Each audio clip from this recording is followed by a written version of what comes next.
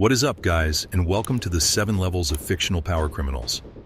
In this video, we're ranking criminals who abuse power from the absolute worst to the very best.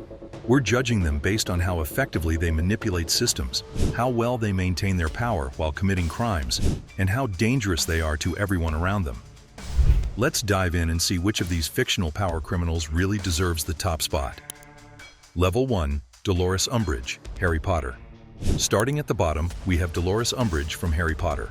Now, Umbridge represents the lowest tier of power criminal because she abuses small, institutional authority rather than ruling nations or manipulating massive systems.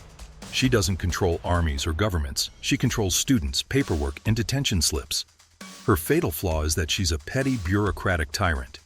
She uses ministry regulations to psychologically torture children, forces students to carve words into their own hands, and weaponizes educational decrees to silence dissent. She follows authoritarian ideology without any real strategic vision beyond maintaining her own small sphere of control. Umbridge's strength is that she understands how to weaponize rules and bureaucracy.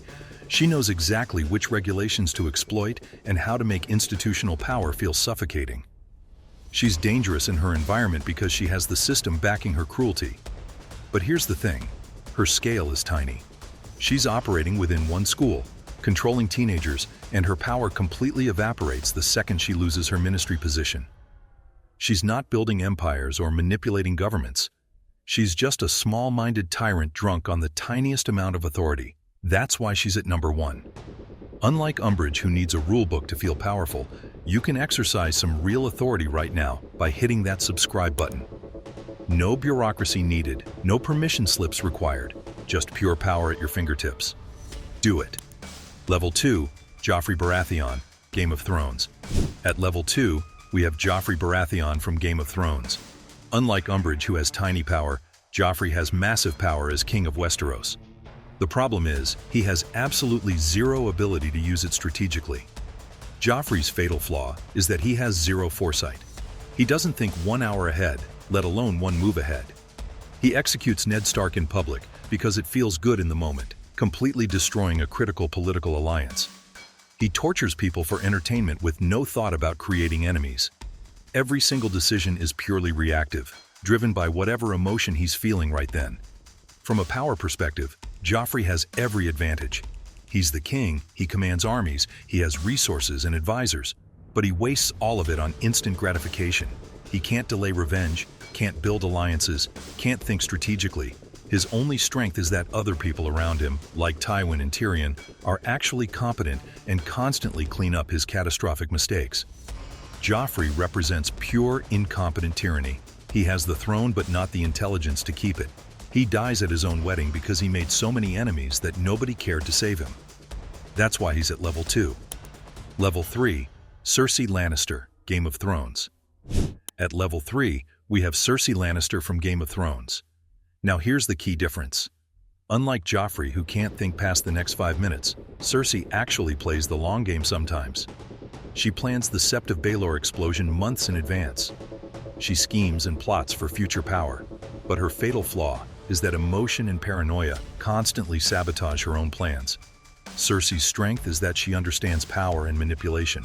She knows how to eliminate threats, how to play the political game, and how to be absolutely ruthless when necessary. She literally blows up the Sept and kills hundreds of people, including the Queen and the High Sparrow, to secure her power.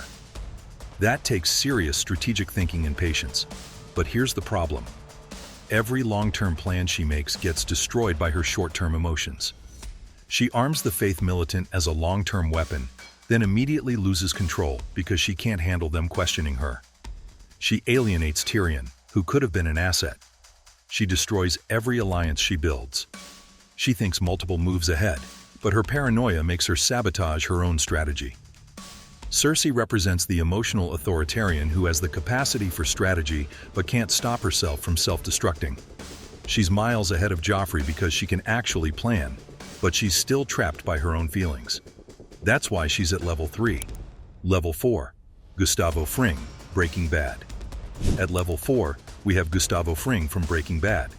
This is where we start entering serious power criminals. Gus represents systemic, organized, silent power crime that operates completely under the radar. Gus's greatest strength is his invisibility. He runs a binational drug empire while looking like a harmless fast food owner and pillar of the community. He controls politicians through donations, he has cartel connections, and he operates a sophisticated distribution network across the Southwest. Nobody suspects him because there's nothing to suspect. He's hidden in plain sight. But it's not just his cover. Gus uses fear and logic, never emotion. He waited 20 years to get revenge on the cartel that killed his partner. He's meticulous about every detail, personally vetting everyone in his organization. The DEA suspects him but can't build a case because his operation is that clean. Gus represents the invisible empire builder. He's smarter and more disciplined than everyone below him on this list. His only limitation is scale. He's operating regionally in the US Southwest, not nationally or globally. He's the perfect mid-tier power criminal because he's mastered his domain but hasn't expanded beyond it. That's why he's at level 4. Level 5, Wilson Fisk, Daredevil. At level 5, we have Wilson Fisk, the kingpin from Daredevil. Fisk represents the next evolution because he doesn't just operate within the system like Gus does. He bends the entire system around himself.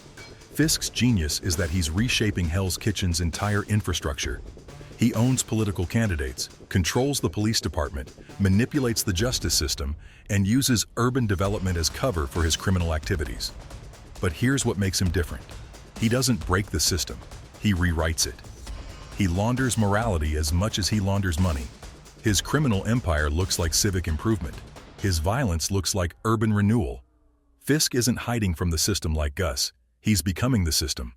He manipulates media coverage, presents himself as a philanthropist, and makes his enemies look like terrorists.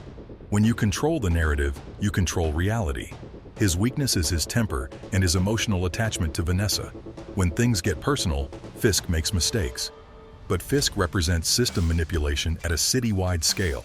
He's beyond Gus because he's not just running illegal operations under the radar, he's rewriting how power works in an entire city. That's why he's at level 5. Level 6, Light Yagami, Death Note. At level 6, we have Light Yagami from Death Note. Light operates at a completely different scale than everyone below him. He commits power crimes globally while hiding behind a teenage student identity. Light's genius is his global reach and his ability to reshape morality itself. He kills criminals worldwide from his bedroom and builds a worldwide cult that worships him as a god. But here's the crazy part. He gets the FBI to unknowingly work for him.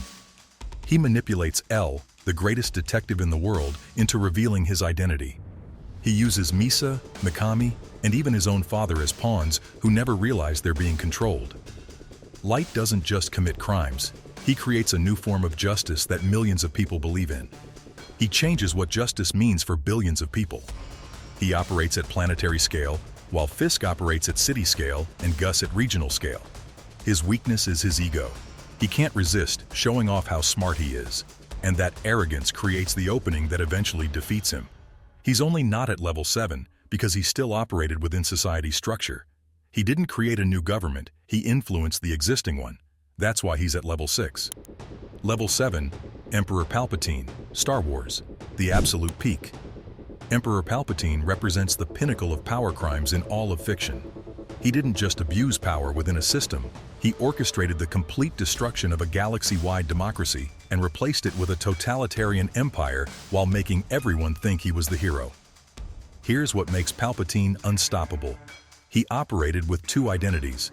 As Chancellor, he was the public face of democracy, the trusted leader everyone turned to. As Darth Sidious, he was the secret architect destroying that very democracy from within. Nobody could stop him because nobody knew they needed to. Palpatine's genius is his patience and his multi-generational planning. He spent decades setting up the fall of the Jedi and the Republic. He engineered a war where he controlled both sides. He manipulated Anakin Skywalker, the Chosen One, into becoming his weapon. He made the Senate give him emergency powers and beg him to become emperor. But it's not just planning.